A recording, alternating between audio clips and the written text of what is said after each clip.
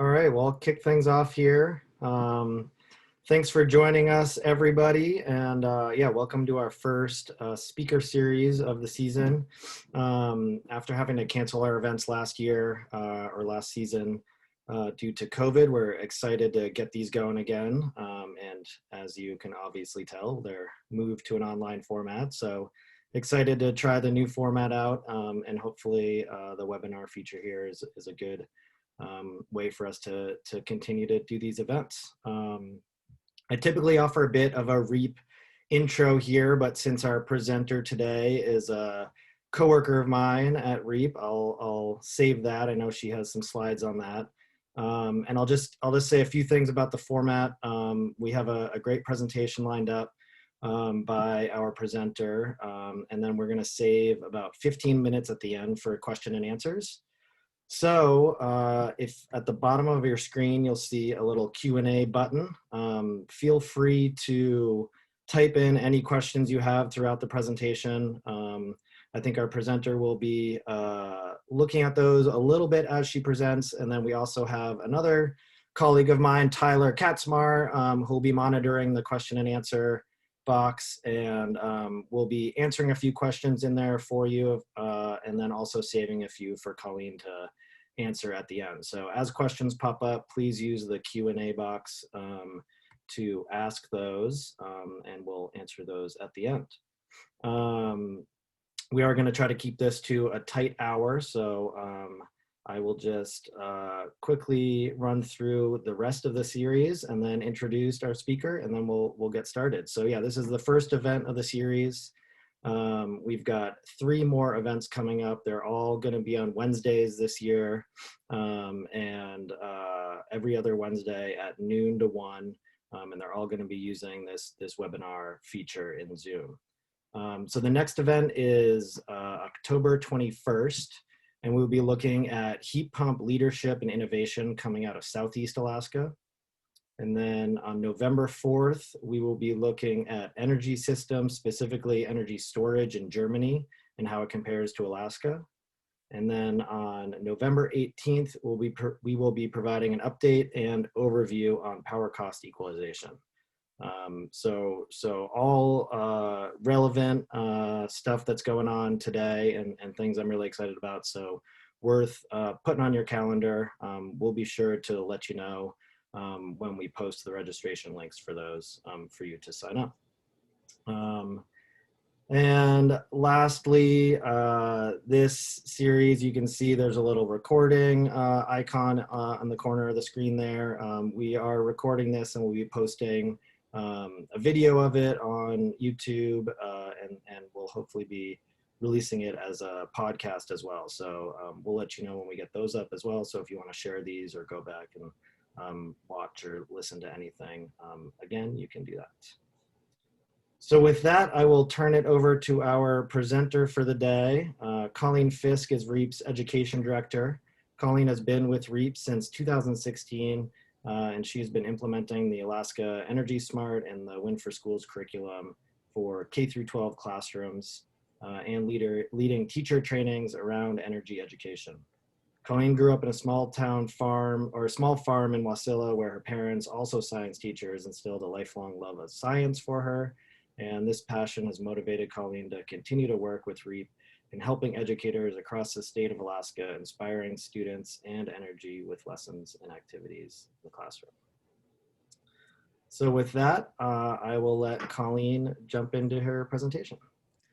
Okay, thank you, Greg, and good afternoon, everybody. Welcome to this. I will do my best to wrap up by 12:45 so that we have some time for questions. And like Greg said, I will be kind of keeping an eye on the Q&A and the chat box to try to answer anything as they come up.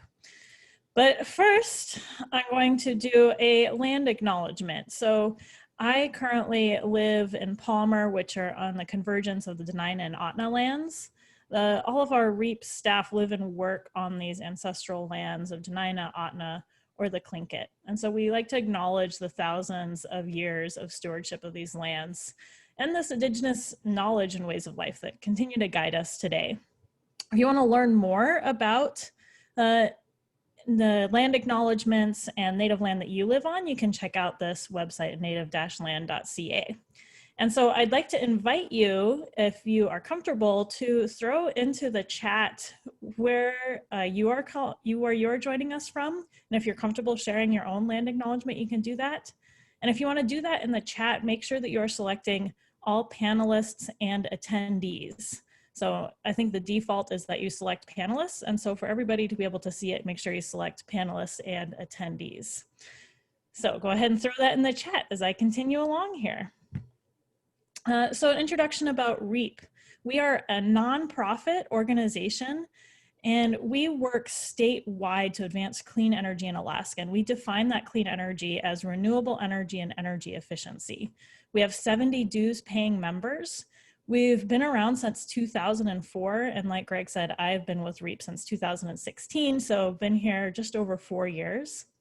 And personally, like he said, I grew up outside of Whistle on a small farm. My mom is even joining us today, so that is pretty exciting. I had to do a test with her yesterday on Zoom. Sorry to pick on you, Mom, because she hadn't ever used Zoom before. So that's how I know I'm an adult, is that I am doing a webinar and your mom joins you.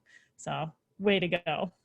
But that's a little bit about us. You can learn more about us on our website, where that's also where you can find updates to our work and information on all the different initiatives that we do.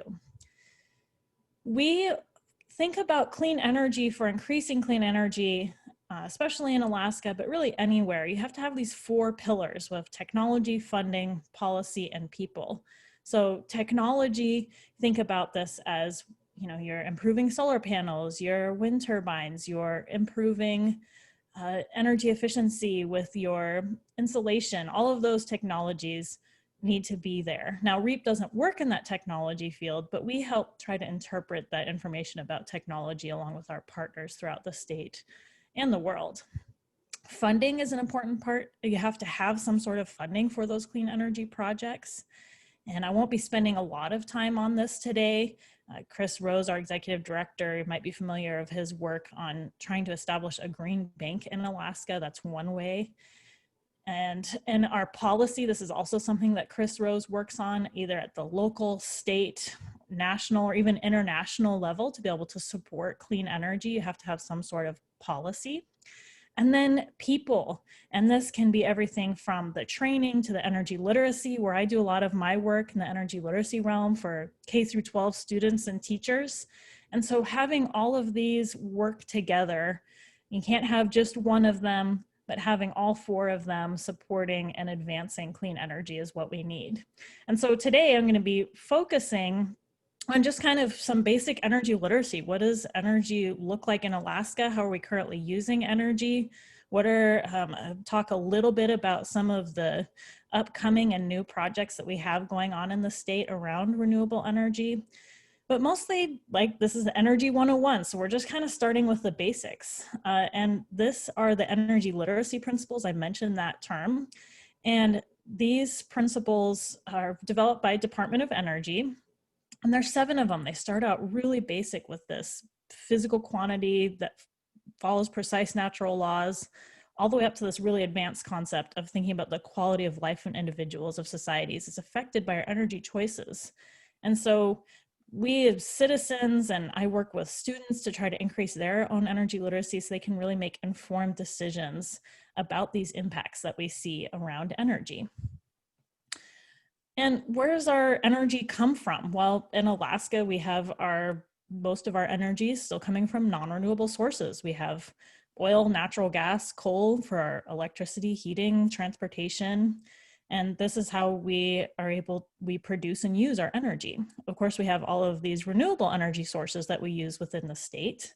And we have each of these in abundance in different areas throughout the state.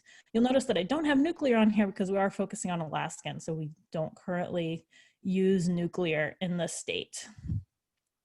And I kind of mentioned how we use energy, and we have 3 main ways that we use energy, at least when we think about it in terms of this physical quantity. We have our electricity, which of course is the flow of electrons through a circuit. We have heating, movement of atoms within or between objects or systems, and transportation. So on or off-road movement of people or supplies, including our food, for example, which is another way that we also think about energy is fueling ourselves, which I don't have on here. But our food is also related to many of these others because we need these different pieces to be able to grow, produce, or transport our food. And we also have a scientific definition of energy. So energy is this ability to do work, and it's not like our work like we're going to our job, obviously, right? There is a scientific definition of when a force moves an object. And I like to define this because there is a difference. People use these terms power and energy interchangeably, but when we're talking about energy, we need to think about this very specifically about what that difference is. Our power is the rate of our energy usage. So in this example, it's like the flow rate of water going through a pipe. Whereas our energy is the total amount that we use over time, okay? That ability to use work, and we think about this in kilowatt hours, and in this example, it's the amount of water that ends up in the bucket over, say, like a month, like our utilities measure electricity for a month, and that is the amount of energy or kilowatt hours that we've used in that month. So keeping that in mind, especially when I start talking about the renewable energy projects, I'll kind of remind you about this difference when we talk about how much energy a particular project or source can actually produce. And so, of course, I have to throw in here a joke. What is love? Baby don't hurts me anymore. We have to have our Tesla on here. Hopefully that gives you a little bit of a smile. So there's some basics of just our basics about energy. What is it? Our energy literacy. What is REAP? Now we're going to focus on why is this so important in Alaska? And we got to think about this in terms of our economics, our food, energy, water nexus, climate change, of course, and equality. And so our energy use, access, and cost vary across communities. When you talk about energy in any particular place, it's not going to be the same in Anchorage compared to Nome or Kotzebue or Quinhagak or even in Juneau, right? That what is available for different communities, how that access is, what the cost is going to be really different, especially in what we call the rail belt, which is, kind of the road system from Fairbanks all the way down to Homer and Seward. And that electrical grid is connected together, and we call that electrical grid the rail belt. And that tends to have lower cost of energy compared to other parts of the state. Now, there are some exceptions like Kodiak or Juneau, but generally we have lower cost for especially our electricity, but also our heating compared to most of the rest of the state in rural Alaska. And this image, if you're not familiar with our Renewable Energy Atlas, we have that available free to download on our website as well if you'd like to look at this image a little bit closer. Not sure how well it's going to show up on your screen right now. We would talk about electricity specifically, one of those three main ways that we use energy. Alaska has the second highest average cost of electricity in the US, but again, rural communities are going to have a much higher electricity prices. We normally think about our energy use in Alaska kind of in what is going on in the rail belt versus what is going on in rural Alaska. And there can be very different and can be two different beasts, especially when we think back to those 4 pillars on our technology, our funding, our policy, and our people. There's going to be different techniques that work within those 4 pillars in different areas of the state. But it's still important to note that this cost anywhere in Alaska is still at least twice as high as what it is in the rest of the US. So how we are actually generating our electricity, and this is statewide, it's mostly from fossil fuels, but also we have a significant amount of hydroelectricity. Now, how much hydroelectricity we are actually producing depends on the time of year, and also can depend on if there's like drought or not going on. So that can be really variable. But otherwise, we see our petroleum, like our diesel generators in rural Alaska, Our coal is pretty steady. Wind is still about 3%. That's grown about 1% over the last several years, but still pretty low. And then natural gas tends to cover up whenever we don't have as much hydroelectricity. And so this is from June 2020, and this is EIA.gov, Energy Information Administration, is where I get this data. So thinking about this in South Central, where 80% of our population lives, we're mostly getting our electricity and our heating from natural gas. They also use natural gas up on the North Slope for their own generation of electricity. Now, for our fossil fuels, we're seeing our petroleum. This is like our diesel in rural Alaska, where they're producing their electricity from that.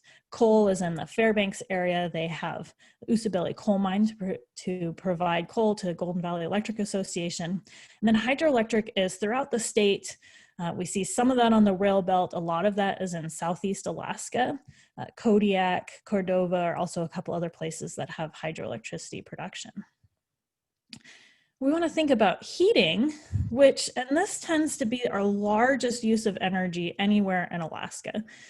Sometimes I'm guilty of this too. We end up just talking about electricity because it's so easy to talk about.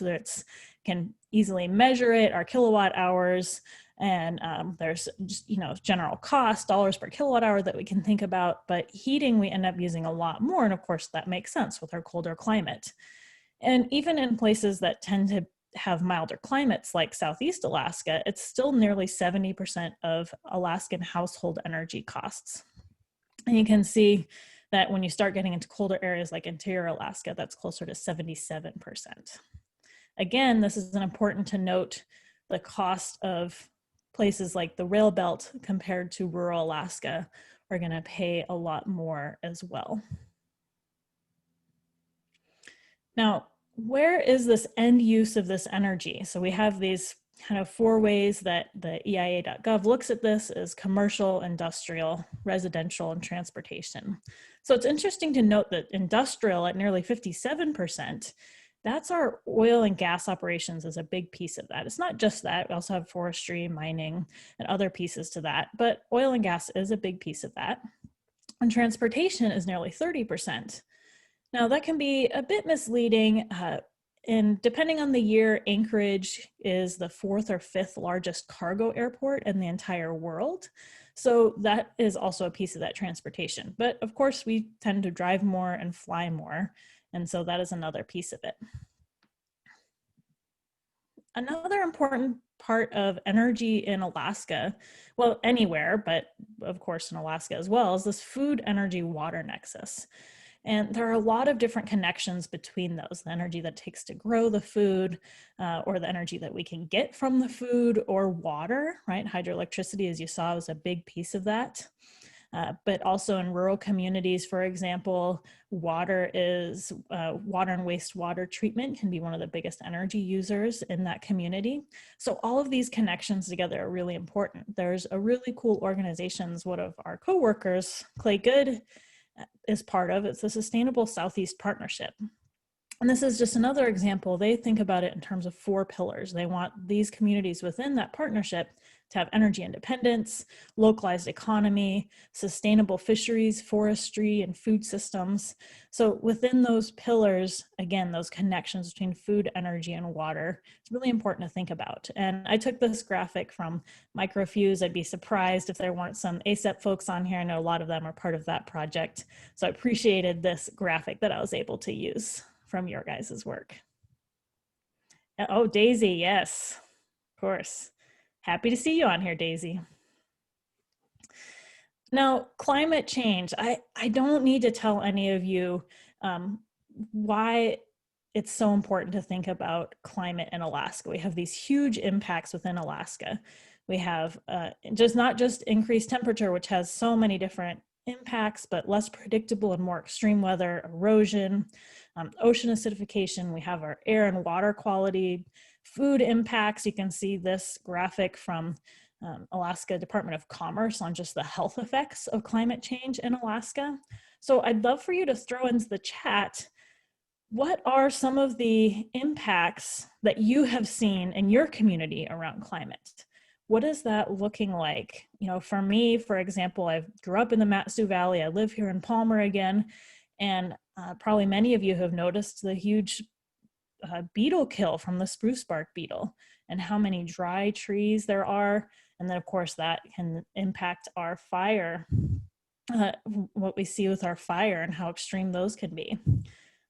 Daisy up in Fairbanks, it rained last night where it should probably be snowing right now.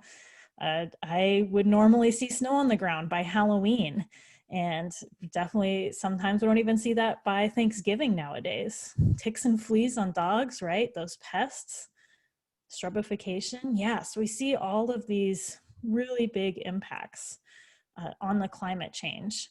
And energy is just one of those ways that we can reduce our impact on climate, but a very important way. And one of the reasons why all of us at REAP are really concerned about this. So what do you think are, now I guess I got two questions too quickly in a row here because folks are still throwing in some great impacts that they're seeing from climate change within their community. But I'm also curious, what do you think are the top 5 ways to reduce our global carbon footprint? So this is thinking globally right now, not just Alaska, but what do you think are maybe the 1 or 2 top ways that we can reduce those impacts that you're seeing within your community? Doesn't have to be just energy focused, although of course some of that. Eating more veggies, eat less farmed meat. Mariculture, yep, to draw down that carbon. Fuel efficient vehicles, great. And so now these top 5 ways, this is coming from Drawdown. If you're not familiar with this, this is a book that was published several years ago, but updated last year on what are the top 80 ways that we can reduce our carbon footprint using current technologies. So not futuristic things, but current technologies that we can use up to a large scale. So after their update, they are looking at the number 1 way is onshore wind. So being able to convert our electric grid partially to wind. Now, not just wind, none of these things are standing on their own, but having our onshore wind. Number 2 is utility scale solar PV or photovoltaics. We think of this solar PV as like what you see on people's roofs as growing in Alaska. We have a couple of utility scale solar in Alaska now too. Number 3, reduced food waste. A lot of you were right on that, thinking about how we use our food. There's a lot of energy in that, right? How we can use that. We're using that food waste more judiciously. Plant-rich diets. Yep. And this is not saying you have to go vegan, but eating less meat, which a lot of you noted in the comments there. Educating girls and family planning. This is also another important thing. Remember, this is worldwide. Thinking about our ways to reduce our carbon footprint. And they have 2 different scenarios on the Drawdown website. And this one looked at stopping Earth at 1.5 degrees C of warming. Now, of course, in Alaska, we are past that, but worldwide, there's still a possibility of stopping at 1.5 degrees C, or at least some people think there's still a possibility if we implement these different 80 solutions. So you can check this out. I'm happy to share these slides. I'm not sure exactly how they will be shared. Someone asked that, but I'm happy to share these. I specifically put in links to different pieces anytime I have this so that people can do that. Now, another important part of energy in Alaska is equity. So as I mentioned before, in rural compared to utility or compared to rail belt in Alaska, we're not paying the same amount of costs. We don't have the same amount of access. And even within that, low income households are affected much more by our high energy costs. It's not uncommon for Alaskans to pay more than 50% of their take-home pay on energy. This graph that I have on here from an NAAC report looked at it as 2 to 8%. But like I said, in Alaska, it's not uncommon for it to be 50%.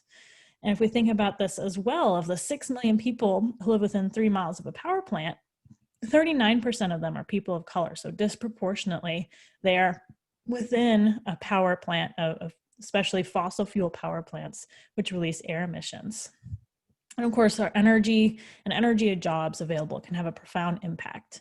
So I'm curious, I kind of missed this earlier, sorry about that, Greg. But I would like you guys to answer, do you know what your electricity cost is in your community? Because that's going to be really different. And I think I saw some folks from out of the state as well. So if you don't know, you can click that on there, but we're going to give you about 20, 30 seconds here to answer.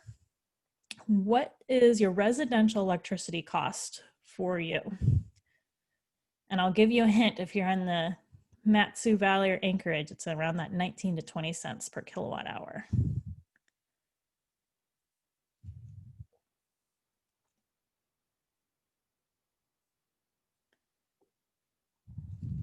Okay, so while we're waiting for that, looks like someone answered. You can also keep an eye on those Q&As as they get answered. Okay, Greg, I can't see, okay, again, I can't see how much people were answering. So good, yeah, so we can see only one of you answered that you have less than 10 cents per kilowatt hour. So that's probably somebody in the lower 48 who is joining us. I don't know of anywhere in Alaska that has that low of a price. 3 of you are in the 10 to 15 cents. That might be folks in Juneau or Kodiak are closer to that range, or some other areas in the lower 48. Most of us are probably joining from the rail belt, noticing a lot of names from like Anchorage, Matsu, and Fairbanks. We're closer to that 16 to 20, although I think Fairbanks is in that range of 21 to 25 cents per kilowatt hour. And then we see, so that's 14 and 8 of us, and then two of you in the 26 to 30 cents. One of you more than 31 cents per kilowatt hour, so that might be someone joining us from outside the rail belt. So that's, and then 8 of you don't know, right? And that's part of the energy literacy. If you're not sure what your cost per kilowatt hour is, then that's something you might want to check out. So thanks, Greg, for sticking that poll up there. And that then goes back to equity. So those are those main ways that we're thinking about why it's so important in Alaska, and kind of some of the things of how that's being used in Alaska. So let's talk for a minute now about energy efficiency and conservation. And this is how we're going to be able to reduce our energy use. So, or one of the big ways that we are thinking about this, like I said, even though our name is called Renewable Energy Alaska Project, we focus a lot on energy efficiency and conservation. We talk about doing this first, even though some of those renewable energy technologies are going to be the ways that reduce our carbon footprint the most. We can't utilize those renewable energy technologies to their maximum amount unless we do this efficiency and conservation first. With less than 5% of the world population, the US consumes about 18% of its energy. Now, while as Alaskans, we're actually pretty good at not using a lot of energy, especially for our electricity, and part of that has to do with our costs, but part of that just has to do with generally tend to be conservative with our resources when we can, when we're using them personally. We also have a really high per capita of energy use because of course, of our heating, which you've seen before is a big part of our energy usage. Now, this is a busy graph, but stick with me here. On the left side, you can see our source of energy, and this is from Alaska, 2018. Lawrence Livermore National Laboratory produces this. And you can see on the right is our use of energy, which remember we saw that kind of in a graph form before coming from the Energy Information Administration, and this just kind of puts some more specific numbers on it. Now, what I do want to point out here though, is that we have this rejected energy and these energy services. The energy services we think about as the useful energy that we get out of all of the potential energy that is available in these different resources. Here's the useful energy that we get out of it. And then the rejected energy is the waste, and that tends to be in the form of heat. Now, we can't have anything 100% efficient, but you can see that this is a pretty high inefficiency. Think about our transportation, of course, because we're mostly using internal combustion engines. A lot of that energy gets lost as heat. Same thing in industrial. We have that a lot of energy is lost as heat when you burn something. And so that rejected energy is where we have that availability for efficiency. And we have this number, state officials have estimated that inefficiency that dollar amount associated with it is $1 billion. So we call it the $1 billion bonfire, because so much of that, right, is lost as heat when we're burning up that energy and not able to capture as much as we can out of it. So again, another importance for energy and why we talk about this efficiency first. If we can start maximizing how much energy we get out of something, we can even start thinking even more about how we can increase our renewable energy. Now, the state has been doing, I don't want to be all doom and gloom, because there's been some great success stories. Over 45,000 homes participated in the home energy rebate and weatherization programs. Now, the home energy rebate program is no longer around, and weatherization program is not currently have much funding, but this is, again, is a policy piece of when we did have it. There was some great, if you did that, remember, I'm seeing some comments come in that are coming to just panelists. If you'd like to share that with everybody, make sure you select panelists and all attendees. So a lot of folks did this, right? 45,000 homes in Alaska, and they saw an average savings of 30% per home. And even though that isn't continuing, we'll still see awesome reductions in fossil fuel use, because 671,600 barrels of oil equivalent continue to be saved every year. So it's not just that one year that you're doing that, is that you are saving that continually every year, and that's a reduction that we are seeing in Alaska. Another cool project, sure there's someone from CCHRC on here, Cold Climate Housing Research Center, and they worked in the community of Quinnahock in Western Alaska to help develop and build a very energy efficient home. So they coordinated within the community. They talked with people about what traditional housing looked like with an open floor plan, 8-sided building, and they saw this huge savings in their heating. So average house, 800 gallons of heating oil per year, compared to the CCHRC prototype, and they've built several since then. It's 180 gallons of heating oil per year. And if you continue to watch the chat as well, I know Tyler's throwing in links as we go. Now, on the utility scale for efficiency, natural gas tends to be more efficient than other fossil fuels. So we have a lot of that, as I mentioned before, in South Central Alaska. And pretty much any new natural gas power plant that is built does a combined heat and power. So as I mentioned before, you lose a lot of heat when you're burning a fossil fuel, but they then capture that heat and warm up water so they can do a steam engine as well, and use that heat to do a steam engine and produce even more electricity. So with that, you tend to see 50% more efficiency compared to coal and diesel power plants, which are closer to 32 to 42% efficient. This is South Central Power Project in Chugach. Now, we've seen a big reduction. We've had several new natural gas power plants built on the rail belt. Some people think now that we are overbuilt. We didn't necessarily need all of those power plants, but we have seen a reduction in some of our carbon emissions from that. Now, on our transportation side, airplanes, which of course are a big way that we get around in Alaska and normally around the world, of course, not right now, but we have seen huge fuel efficiency improvements since aircraft first started being used commercially in the 60s.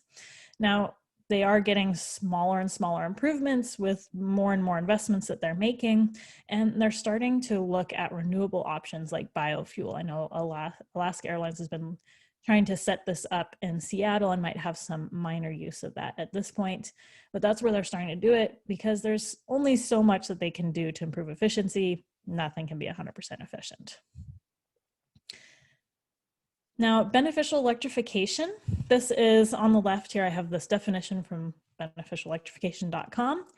And generally we think about this as switching items that typically use fossil fuels for their production and turning it to electricity, because as we get more and more renewables for our electric grid, those sources like our cars, switching to electric vehicles, or for air source heat pumps instead of using boilers, then we can reduce our carbon footprint without costing more money. We get these points to try to do it without costing more money, and not affecting quality of life. Now, there is one of the REAP members, Cordova Electric, is putting on Electrify Alaska virtual conference November 16th through 18th.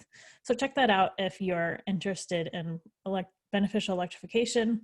If you're interested in EVs, we did actually do a speaker series about a year ago, which is available on YouTube on our first podcast episode, if you want to learn more about that. All right, so I have to put this up here because I recently bought an electric car and I for sure have already forgotten to plug it in when I know I'm going to be going to Anchorage at some point. Hasn't bitten me yet. I've been fine, but there have been times where I was like, oh yeah, I meant to charge that. So get a little chuckle here. So renewable energy resources, I got about 10 minutes. I'll see if I can fly through these. We're going to talk about each of the resources that we have in Alaska. Kind of as a quick background though, in general, renewable energy resources have a lot of benefits. Of course, we have our reduced impact on the environment. We also think about fuel supply availability. This is why the military really cares about having renewable energy at their bases, having that availability, increased security and resilience, can provide more local jobs. So, and there's renewable energy available in most places in one form or another instead of having it just localized like fossil fuel sources. And you don't have that air water pollution at the site. Although you think about that in terms of, you still have to get those solar panels or the wind turbines from somewhere, how that's produced, but at the site, you don't see that air water pollution. Of course, there are some barriers. For some renewable energy technologies, it's higher capital costs, kind of depends on where you are, but those costs have really plummeted. And the lower 48, wind is the cheapest way to produce new energy right now. And some of them are intermittent, or you don't have wind or solar all of the time, sometimes unpredictable. And if you're thinking, particularly in rural areas, can have even higher capital costs. You have trickiness with grid stability if you're not connected to a larger grid that has a good base load. And you may not have local expertise. So some of those just general benefits and barriers to renewable energy. So throughout Alaska, there are already 80 microgrid communities that are taking advantage of renewable energy. You can see this is kind of a little bit of an older map, but you can kind of see the general spread and all different types. Wind tends to be a big one, especially you see in coastal and western Alaska, where they have a lot of wind. They can take advantage of it, but it still has to be balanced by something like hydro or more commonly diesel for when wind is not blowing. We have seen the Renewable Energy Grant Fund, which was established in 2008, has over 90 operating projects. Now, this is not just renewable energy, it's called Renewable Energy Grant Fund, but they also do like storage and efficiency. You see heat recovery options on there. So you can see that, and they were funded again this year. The application just closed for that. So you can see that we have different parts throughout the state are taking advantage of renewable energy already. And again, this image is from Renewable Energy Atlas of Alaska. So a couple of terms that I want to quickly define, I've kind of used them briefly already, but I'm going to use them a little bit more. I talk about these different technologies. And we have dispatchable versus non-dispatchable. So can this energy be used on demand? And that is related, but very different from intermittent versus baseload. So if you have a baseload type of energy, and that could be something like a diesel or natural gas turbine that's generating all of the time, you're able to use it all of the time. Or is it intermittent like wind or solar, where you don't have it available all of the time? And then you also have capacity factor. So how often is it available? And this isn't just on how much energy resources available, but also the economics, how often it has to be taken down for maintenance. If there is a drought, hydro may not be able to be used all of the time, all year. Maybe they just didn't have it built up large enough to be able to use all of the time. So these are different terms that are related, but important to think about, especially when you're thinking about renewable energy and the pros and cons of each one. Daisy, I promised you I stole some slides from you. This is one that I took from her presentation that she did last Friday on Alaskan microgrids, renewable energy. And this kind of gives a good overview. Yep, spreadsheet. I know it is Energy 101, but I still had to be a nerd and throw a spreadsheet in here.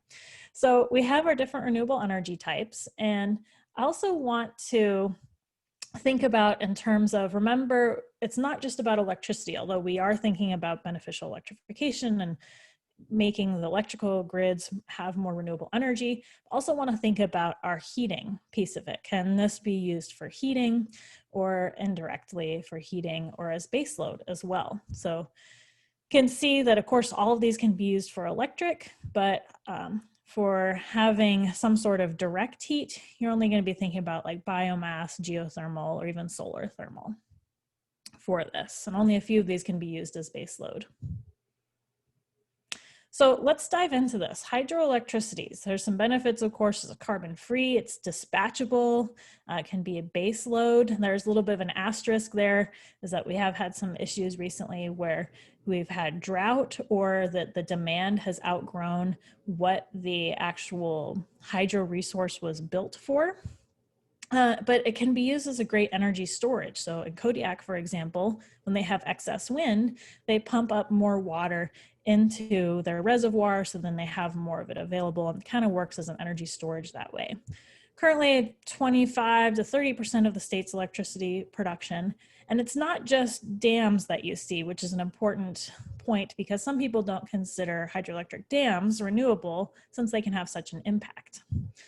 Now, there are lake tap systems, kind of like Crater Lake and Juneau, and much smaller run-of-the-river systems. These tend to be 85 to 90% efficient, but because of those different concerns that I talked about for the capacity factor, in Alaska, we tend to see closer to 50% capacity factor. Now for wind, of course, this is, you saw on that map before, we have a lot of communities with wind, and this is intermittent. We don't see it all the time, and non-dispatchable. There are a lot of projects around the state, not just wind diesel in rural Alaska, but we have some of these larger projects that I have listed here, like Fire Island, Pillar Mountain, and they tend to be 30 to 45% efficient. So the maximum potential energy in the wind can be up to that, but there is something called the BETS limit, where you can't get more than, it's around 52%, 53% efficiency out of it anyway.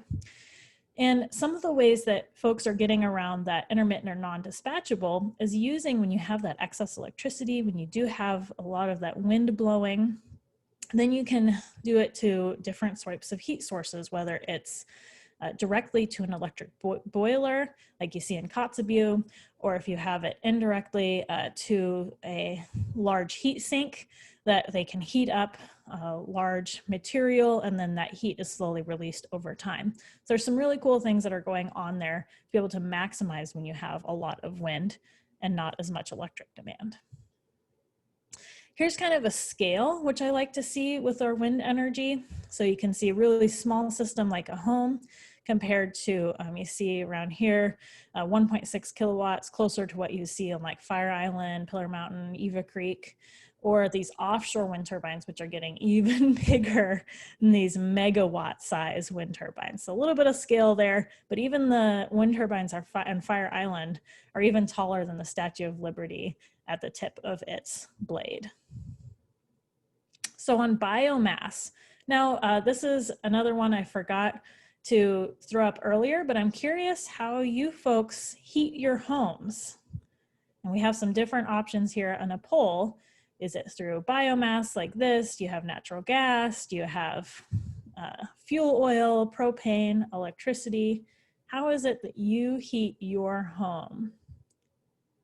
Or maybe something else I don't have listed here. Oh yeah, I guess I should say, how do you primarily heat your home? I know Daisy threw in the chat here, 90% wood, 10% oil. So it might be a little bit different.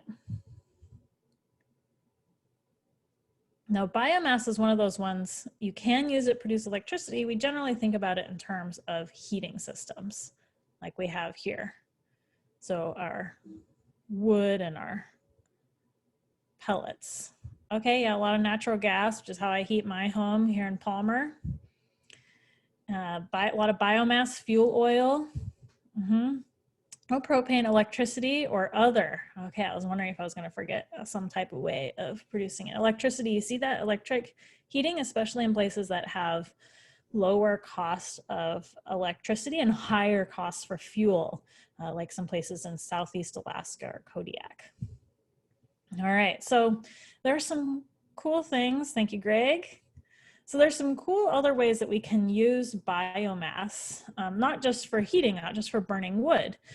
We also have waste oil. You can capture that.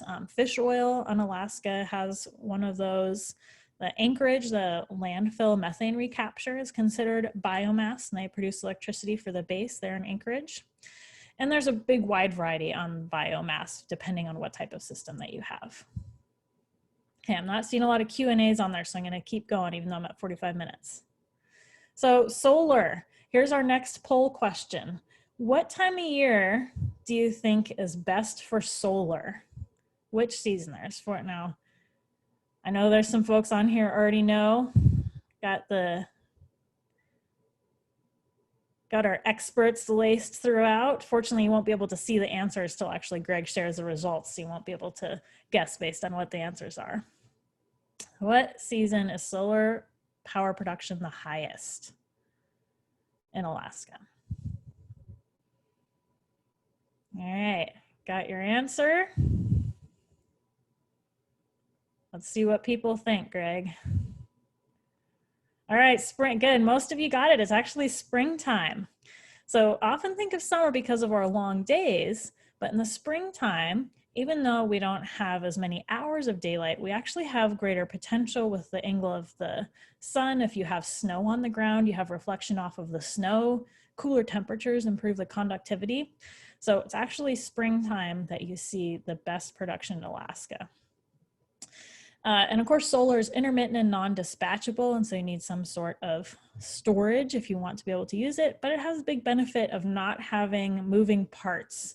Most people don't do a tracking system. At this point, solar panels costs have come down so much that it is actually cheaper, which Daisy shared in her presentation last Friday. It actually tends to be pretty economic to be able to just add more solar panels on different angles wherever you have it than to put in a tracking system, which of course would have even more issues in the cold. Now, currently our largest solar farm in Alaska, 1.2 megawatts in Willow. You can see this photo here, renewable IPP. Solar tends to be around 20% efficient, but that's kind of a low number to think about that, but there's so much energy in the sun that it would be really hard to be able to capture all of that.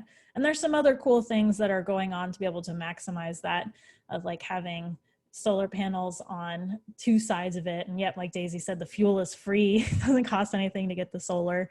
So definitely some benefits there as well. All right, now geothermal. We are actually one of only 8 states in the US that uses geothermal. Chena Hot Springs has 40 kilowatt production, and the same folks who put that in are now looking at Unalaska. There's a volcano there that they're wanting to track. Now, geothermal, although it's technically only about 35% efficient, has one of the best capacity factors, closer to 99% capacity factor.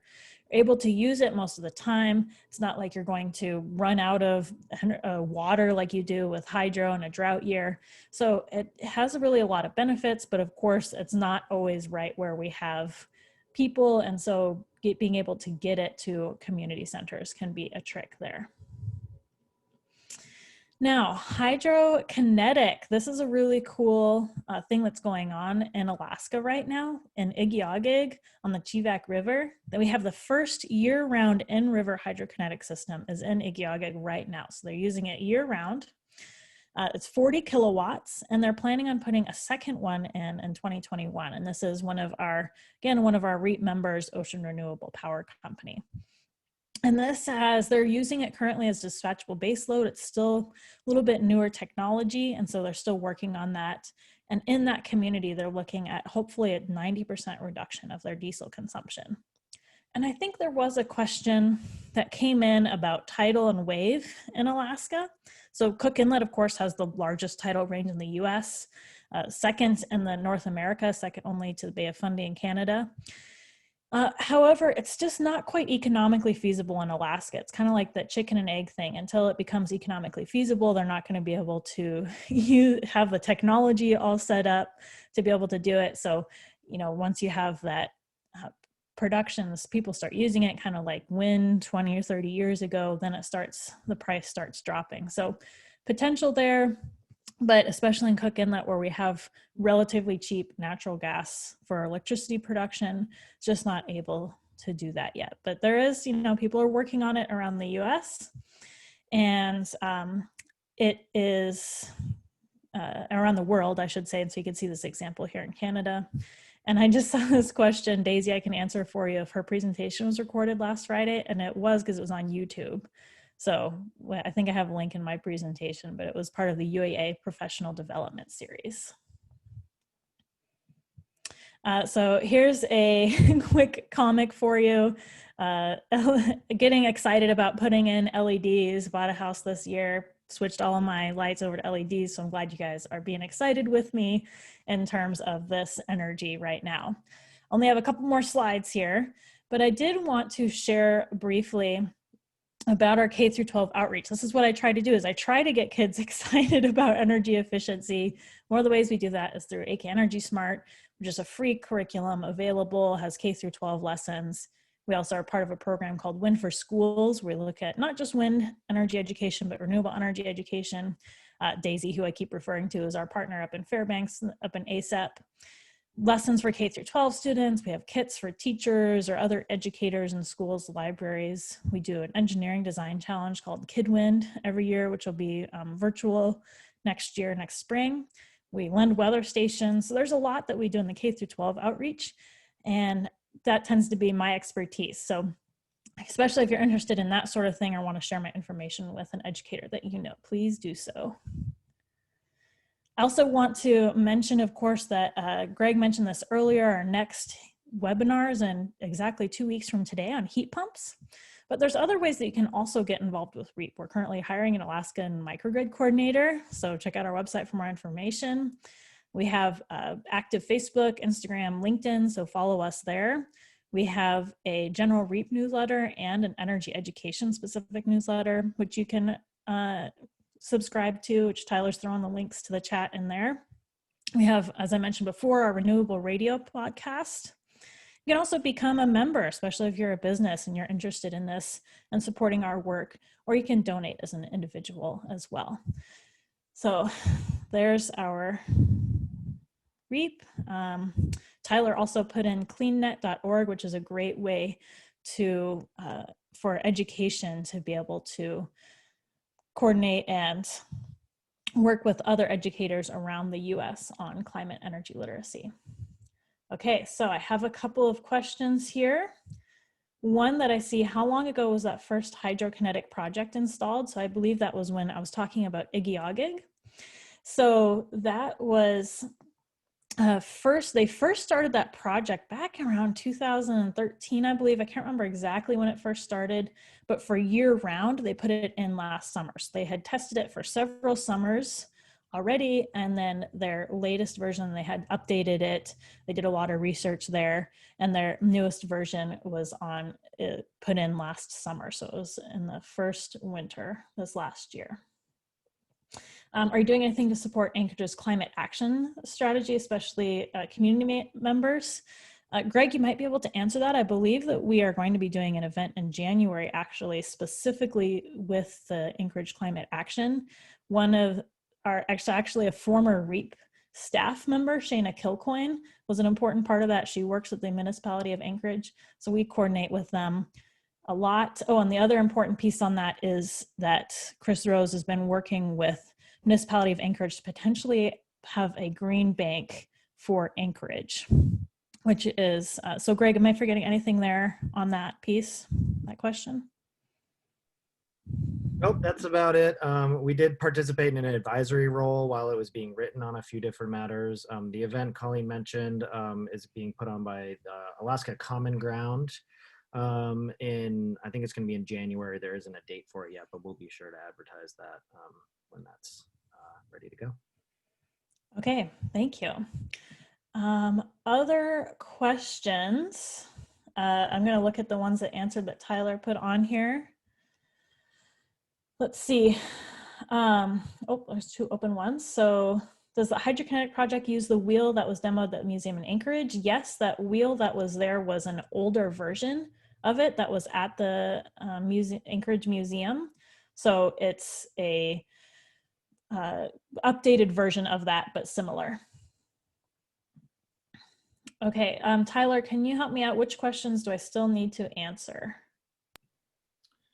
So first question from Delia goes back to that electricity cost map you showed earlier, and she asked, why is California so high when they have so many renewables active? Oh, that's a good question.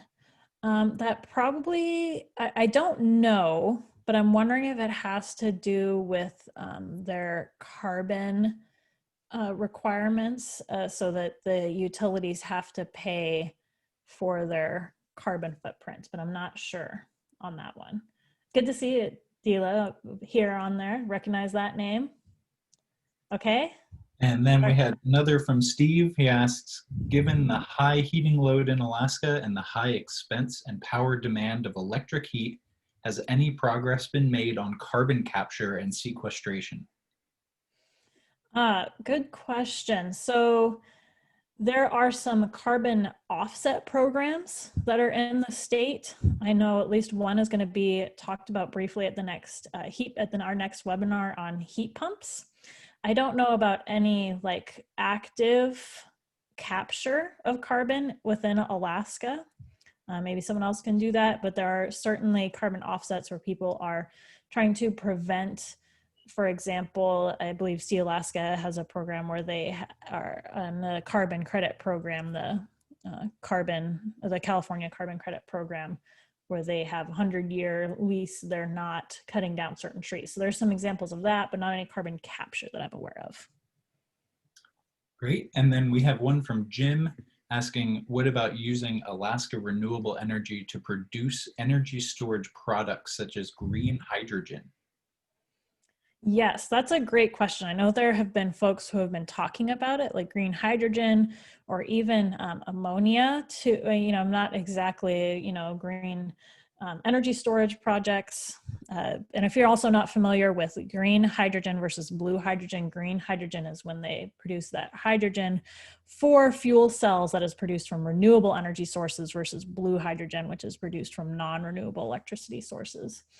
So I don't know of any active projects for that, although lots of smart people are talking about that and how that could be done, especially in a place like Unalaska, if they do end up with that geothermal production, because it's so close to a port and great international transportation, that could be a potential for that area.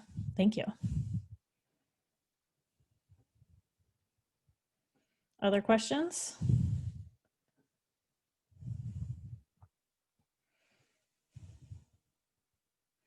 Okay.